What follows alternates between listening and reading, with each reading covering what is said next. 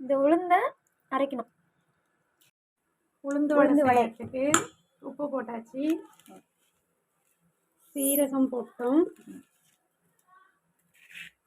அடுத்தது ஆனியன், கொத்தமல்லி, அப்புறம் பச்சை மிளகாய் வரணும். ஓகே, பொடியாக கட் பண்ணி போட்டிருக்காங்க. உளுந்து நல்லா ஃபைன் பேஸ்ட்டாக அரைச்சி போட்டிருக்காங்க. எத்தனை கிளாஸ் உளுந்து இது? 200 கிராம். 200 கிராம். அப்புறம் கொஞ்சம் பெப்பர் பவுடர் எல்லாத்தையும் போட்டு இப்படி வைக்கணும். எண்ணெய் சூடாகணும், மிக்ஸ் பண்ணணும்.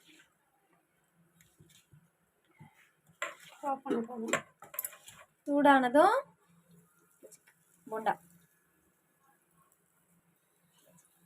இந்த மாதிரி திருப்பி விட்டுக்கிட்டே இருக்கணும்.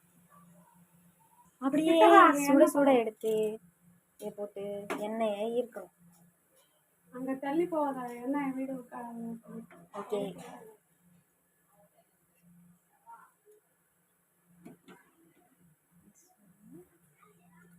போட்டால் எண்ணெய் ஃபுல்லாக ஈர்க்கணும். ஈர்ப்பிச்சா இப்போ எடுத்து இப்படி போட்டுக்கலாம். இன்னொரு ரவுண்டு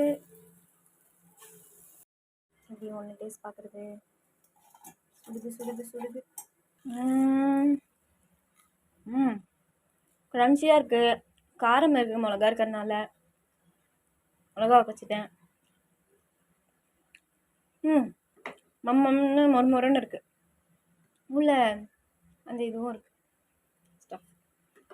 போண்டா உப்பு கரெக்டாக இருக்குது.